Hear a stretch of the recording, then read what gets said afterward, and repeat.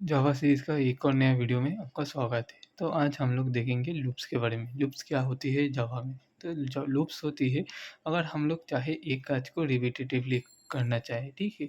अगर मान लो सोचो हम 1 से 100 तक प्रिंट करना चाहे, तो एक काम ही तो हमको प्रिंट कराना ही है 1 से 100 तक, ठीक है? तो एक काम में रिपीटेटिवली करने के लिए हम लोगों को लूप्स को यूज़ करना चाहिए, जो एक स्पेसिफिक कंडीशन पे स्पेसिफिक टाइम तक चलेगा, ठीक है? तो इस लूप्स का यूज़ करने का क्या-क्या बेनिफिट होता है, अगर हम लोग चाहे 1 से 100 तक भी हम लोग लिख सकते हैं, ठीक है?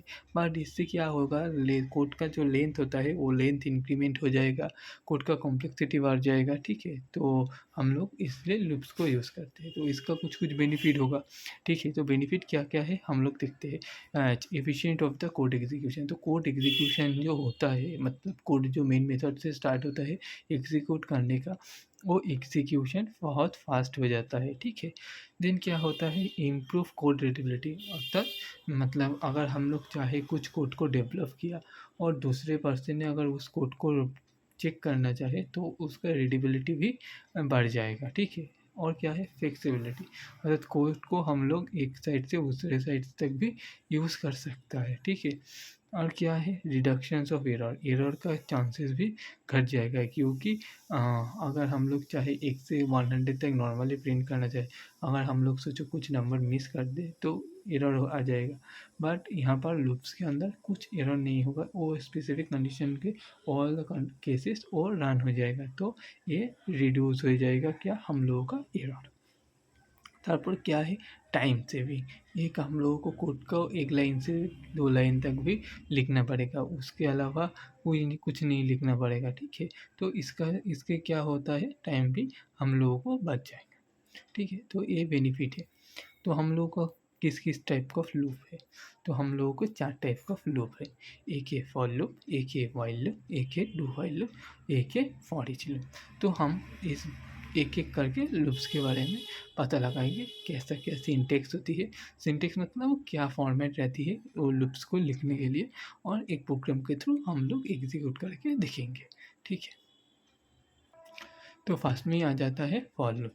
तो फॉर लूप क्या होती है, अगर हम लोग चाहे कुछ स्पेसिफिक कंडीशन हम लोग जाने ये लूप इस टाइम तक ही एग्जीक्यूट करेगा, तो इसलिए हम लोग फॉर लूप को एग्जीक्यूट कर सकते हैं, मतलब यूज़ कर सकते हैं, ठीक है?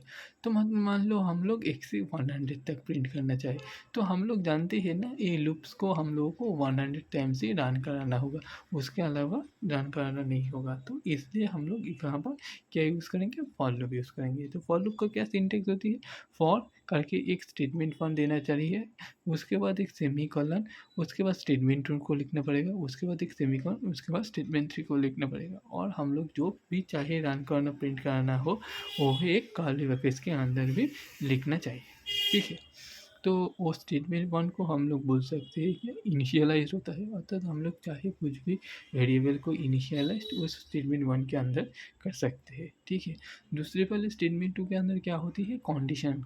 अगर इनिशियलाइज़ होता है, उसके बाद क्या करते हैं, हम लोग कंडीशन को चेक करते हैं, क्या कंडीशन से मैच हो रहा है क्या नहीं, ठीक है? और उसके बाद स्टेटमेंट 3 क्या करती है, इंक्रीमेंट और डिक्रीमेंट करती है, मतलब अगर चाहे हम लोग 100 से 1 तक चाहे तो हम लोग को डिक्रीमेंट करना चाहिए, और हम लोग चाहे 1 से 100 तक प्रिंट कराना, तो हम लोग को इंक्रीमेंट करना चाहिए। उसके बाद हम लोगों को कर्ली ब्रैकेट्स के अंदर जो कोड चाहे वो कोड लिख सकते हैं, ठीक है?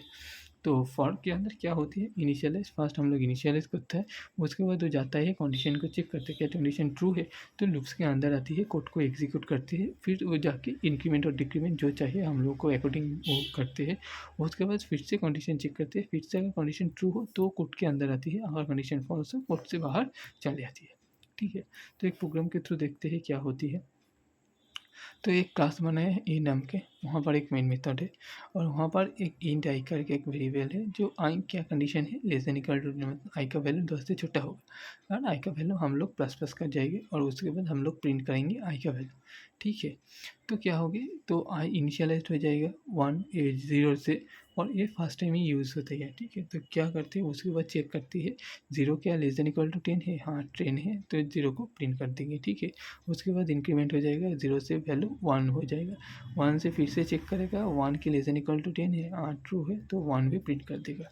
उसके बाद जाएगा आई प्लस प्लस 1 से 2 हो जाएगा, चेक करेगा 2 के लेस देन इक्वल टू 10 है, 2 भी प्रिंट कर जाएगा। उसके बाद जाएगा 3 के लेस देन इक्वल टू 10 है तो 3 भी प्रिंट कर जाएगा। इसके बाद आ जाएगा इस तरीके से 4 5 6 7 8 9, और फिर से जब आई का वैल्यू 10 हो जाएगा, 10 equal not less than equal to 10 है, सही है, तो आई का वैल्यू प्रिंट कर देगा 10, ठीक है। और उसके बाद आ जाएगा आई का वैल्यू इंक्रीमेंट होकर 11 की लेस देन इक्वल टू 10 है ना, फॉल्स है।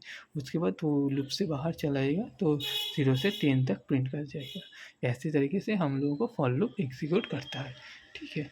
तो इसका जो सिंटेक्स है वो देख लेते हैं। फॉर इनिशियलाइजेशन, उसके बाद कंडीशन होता है, उसके बाद इंक्रीमेंट डिक्रीमेंट होता है, उसके बाद हम लोग जो चाहे कोड को एक कर्ली ब्रैकेट्स के अंदर लिख सकते हैं, ठीक है।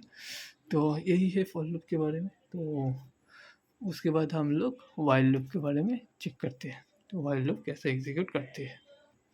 तो वाइल लूप क्या होती है। तो वाइल लूप क्या होती है, हम अगर चाहे हम लोग एक लूप को एक स्पेसिफिक कंडीशन जब तक ट्रू है तब तक चलाना चाहे तो हम लोग वाइल लूप को यूज़ करते हैं।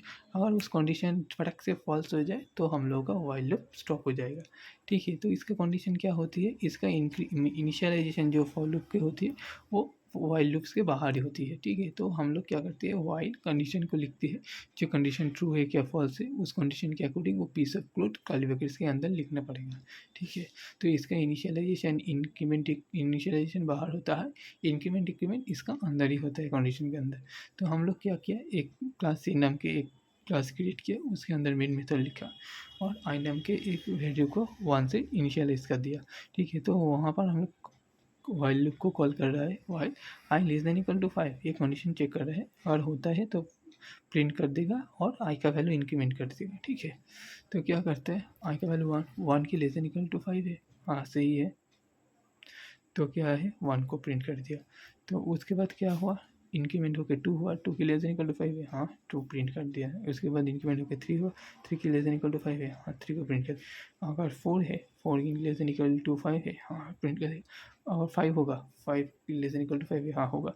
अगर वैल्यू 6 हुआ, 6 की लेस देन इक्वल टू 5 है, ना फॉल्स हो जाएगा, सो 1 टेप 5 प्रिंट कर। अगर हम लोग चाहे इस कंडीशन से वाइल लूप से हम लोग इनफाइनाइट तक भी लूप को चला सकते हैं, ठीक है। अगर हम लोग वाइल इन फर्स्ट ब्रैकेट हम लोग अगर 1 लिख दे तो इस कंडीशन ऑलवेज ट्रू है, तो जो भी चाहे हम लोग वाइल के अंदर लिखे तो ये कंडीशन तो फर्स्ट नहीं होगा, वाइल 1, तो ये लूप इनफाइनाइट तक भी चल सकता है।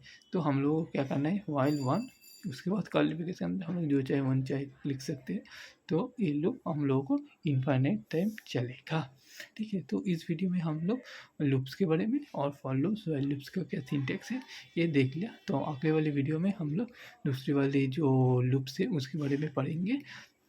तो thanks for watching, if you please like share subscribe to my channel, bye.